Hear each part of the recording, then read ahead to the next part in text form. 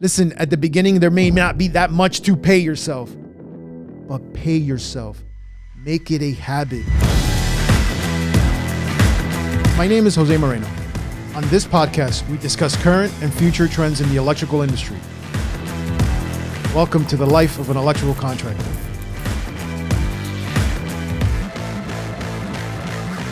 On this podcast, we discuss current and future trends in the electrical industry. Welcome to the life of an electrical contractor. So before I get into this episode, I wanted to kind of frame of where I'm going to get to today.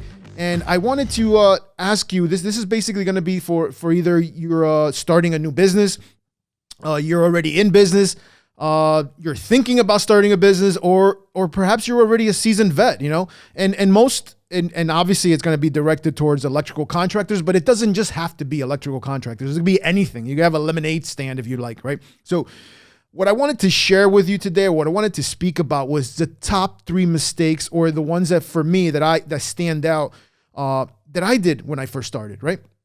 So why don't we just dive right into them, because they're going to be very I think very, very, very helpful for you.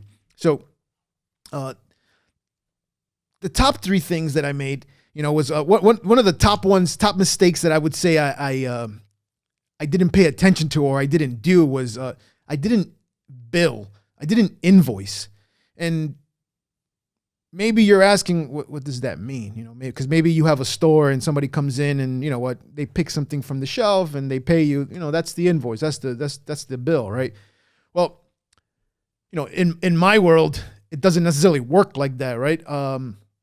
We do a project, or we do a job, or we do a service, or we deliver something.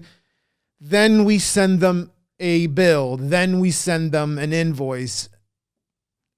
A couple of days, more realistically, 45 to 60 days go by, we receive a check, right? Paying for that service. Well, that's what I wanted to talk to you guys about, because to me, that was my number one issue. See, I didn't invoice. And why didn't I invoice? Well, I was a chicken without a head. You know, I was running around here. I was running around there. I needed more work. I needed to do the work. Oh, I need more work. Oh, I need to do the work. I need material. I need this. I need that. I was going around. I was going 100 miles an hour, nowhere. And the worst part of it all, I didn't invoice. I didn't bill. How the hell was I going to receive? How was I expecting to pay for all these things that I was either purchasing or manpower that I had that I was going to have to pay? And, you know, it took me a while to realize this. Now, when I say I didn't invoice, I did invoice. What I'm trying to get to is the balance of doing the work and invoicing wasn't there. It was like work here, invoice here. And then there was like work here, invoice here. And it was like, guess when I was invoicing? When I didn't have work, when days that were slow, days that perhaps, let's just say if I was working outside, it was raining. All right, I'm going to work in the office and I'm going to invoice.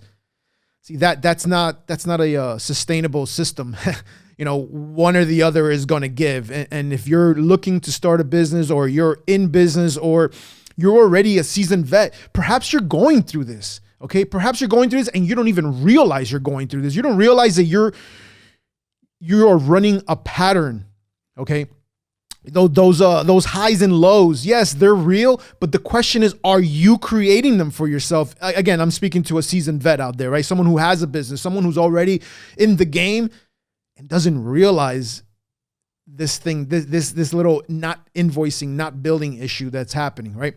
So as I began to pay attention to, like, okay, what is my problem? Why am I either, you know, have cash and then don't have cash, right? They call it cash flow, right? And I started to see, it was like, I was not billing. I was not invoicing fast enough. And again, some things, depending on your contracts, depending on the type of work you do, sometimes you can only bill after you finish the work, or you can bill on the 15th of the month. You're only allowed to bill once a month. There's a ton of things that I'm not here to bore you on, but either way, those are your guidelines. Those are the ones that are going to help you keep you on track, help you bill, right? Because if you can only bill on the 15th for that particular project, right? Why aren't you paying attention to it before the 15th, right? Why are you going to pay attention to it on the 16th or the 17th? You just, excuse my language, you just fucked yourself, okay? That means that bill that you did on the 17th, unless the contractor is a very, very nice person, won't accept your bill to the following 15th. And guess what? You'll be working from that 15th of the month all the way to the 45 days. So it's almost going to be maybe 60 days before you see a cent. And you've already laid out this much work, this much money and material, this much money and energy and everything. Those are the things that are draining. And to me, that was something that was just happening to me and I didn't even realize it. So that's why I put this as my number one. Okay. I literally put it as my number one because when I began to identify the situation, it didn't get fixed overnight because I had to create a system. Okay. I had to create a system to figure out when, how much, what date, what we were going to receive, what we were going to pay out to be able to implement this. Ultimately, what we grew into is we obviously have now a department that handles this, right? I am still in some projects that I manage, I'm still involved in, when the billing's going to take place, but I myself physically don't do the billing, right? But you have to have a system regardless. If you're a contractor that's just working to directly to homeowners, well, you may be issuing them an invoice the minute you complete the job, okay? And nowadays with phones, well, you can probably take a credit card payment on the phone and you know what? Awesome. That didn't exist 10 years ago, and if it did, it definitely wasn't as easy as it is now, right? Perhaps you're a contractor that you bill, like I said, once a month. So again, you have to have a system. When are you doing this billing? If it's the 15th, that means you need to have a system of checking your billing or having a stack, so to say, of what you're going to bill a week before the 15th, or the same thing if it's the 30th, a week before the 30th. Why? You're not going to look at your billing on the 15th because guess what? It has to be in on the 15th. So once again, super important to invoice, super important to bill. For 1 second, don't think for 1 second that the people you're buying things from, all right, that payment for your van, that payment for that mortgage payment for your building, or that rent for your garage, or that employee that works for you, that they're not going to bill you when their time is. So you must pay attention to your billing and your invoicing if you're in business. All right. So I hope I hammered that thing in. But the next one I wanted to talk about, this is a very, how could I tell you? It's an interesting subject. And even now we keep working on this. So the subject or the term is know your numbers. And what does that mean? Know your numbers. Well, it means to know what, one is you're selling the job at. Two is what the job is actually costing you to do. Three is understanding if there was a profit or not a profit, right? Four is what are your bills against that, right?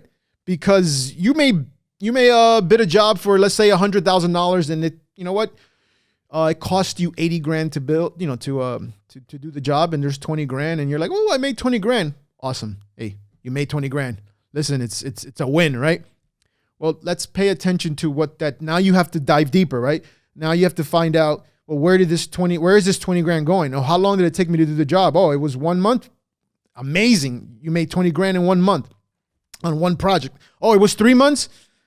Well, not bad, I guess, right? On one project, maybe one crew, not bad. You know what? You made 6.5 grand a month, right? 4 months, 5 months, all these things add up, right? Is there additional meetings that you had to attend to? Is there, things that didn't go right? And I'm speaking to you with a job that presumably has an amount that looks like you made money, a profit, right?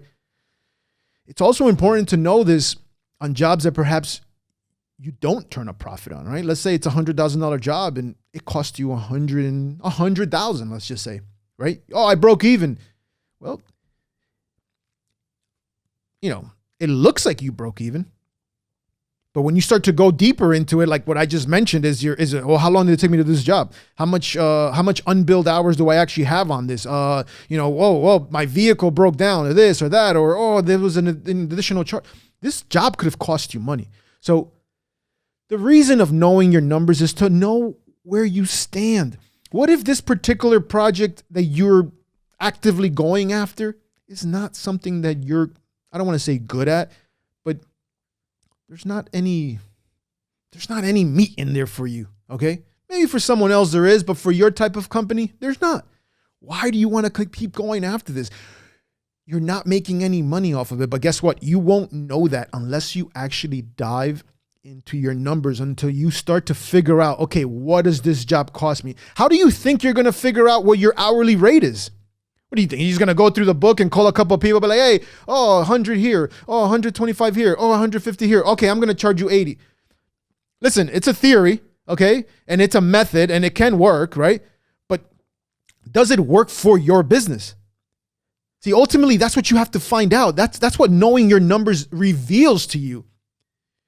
What is working for your business? Because I get it. I read a lot of books and I take seminars, and some of these methods are amazing, but they may not necessarily work the same way for you in your industry. You may have to take a little bit of here, a little bit of there, a little bit from there, and a little bit from here, mix it all up in a pot and make it work for you. But you won't know that unless you actually know what you're working with. So I hope I gave you some type of clarity into what knowing your numbers are. And then of course, how would you go into it okay, obviously come up with your hours, your labor hours, right? What kind of hours you actually put into the job, what kind of materials you actually spent on the job. If there was one of your vehicles, how long was this vehicle associated to the job, right? Remember, you have insurance of all types that I spoke to on other episodes. How many employees, which I covered under the labor hours, right? How many meetings did you actually attend to that you actually charged for? Okay, let's just say that the job was going to be 2 or 3 months and you carried about 3 or 4 meetings, right? A monthly meeting of some sorts versus a supervisor that's on site that meets with them. You carried 4 meetings. What if there was 8 meetings? You didn't carry that. You need to understand that, right? What if there was changes or mix-ups in the plans? How do you attend to that? How do you decipher that? Did you just swallow them? Did you just eat them? What if your workers on the actual job are not telling you about these changes and they're just doing them? You're losing money, and you won't know that without knowing your numbers. See, the way you find out your numbers is most of the time, this is when I decided to start digging into my numbers, is because I wasn't making any money. I really was like, okay, what is going on? I'm going 100 miles an hour, moving nowhere. Started to look at my numbers and started realizing, well, wow, I didn't realize this job wasn't very profitable for me. Or perhaps I didn't realize my guys were giving away change orders, right? We were doing work that was changing on the field without charging for it. And they were doing an awesome job, but because there was no leadership, because there was no communication from the top, they didn't know. They were like, "No, Jose wants us to do the job. We're doing the job. We're keeping the customer happy." But guess what? There's changes. You got to charge for that, right? You got to pay for that. We got to bill for that, right? None of these questions even arise without you even knowing your numbers. And knowing your numbers will help you. It's not going to turn you profitable. It's going to help you create a line in the sand for you to understand, okay, where do I have to be to make money? Now listen, ultimately the market is going to determine it, right? Because you may say, oh, I got to make $100 I got to charge $200 to make money. Perhaps, all right? But what if the market is only willing to pay $150? Well, you're asked out, man. You need to adjust your price. Maybe your expenses are too high. Okay. Maybe you're spending too much. Maybe this, and this is happening too much of. That means the market is telling you, hey, your price is too high. You either need to lower to play or perhaps redefine who your market is. Because just because you're too high for a specific market doesn't mean that you're no good. It just might mean that you are not marketing the right target, right? So none of that stuff is even going to show up without you knowing your numbers. And I'll tell you, man, 15, 16 years into this thing, it is the most rewarding and at the same time, most painful thing to do, to dive in and look at your numbers and really break down and figure out what's working and what's not.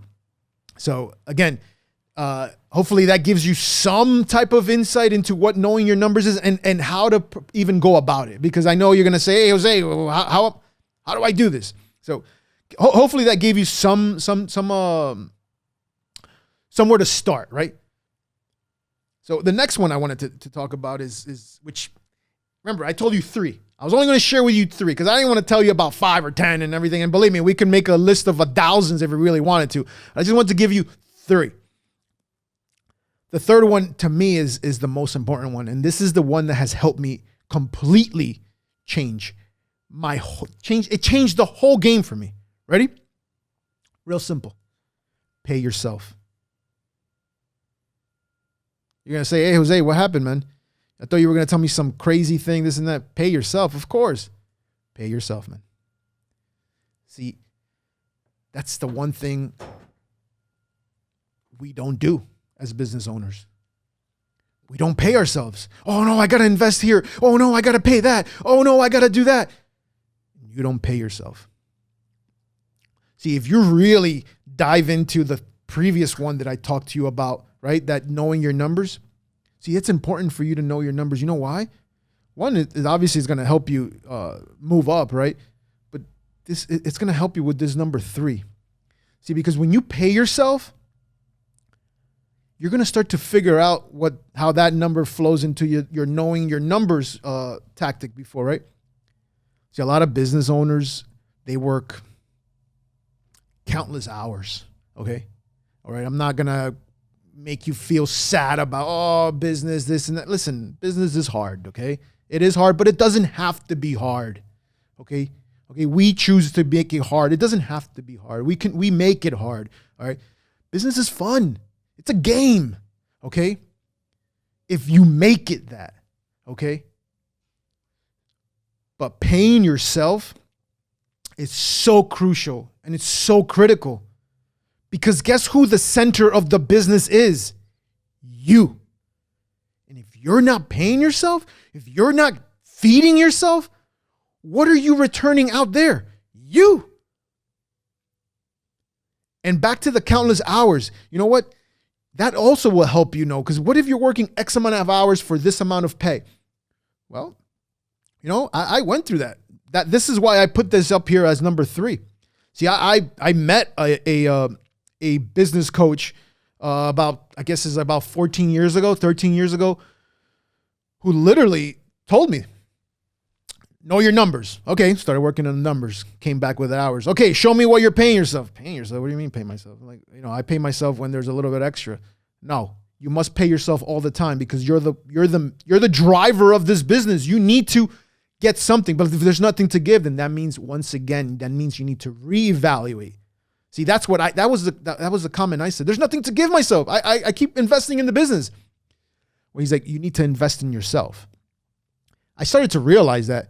And one of the things he told me, and I don't know if he said it from a place of wanting to give me a gut check or he said it in a simple and truthful way. He said, well, maybe business is not for you because you seem to be making less money in this business than when you were making working for someone.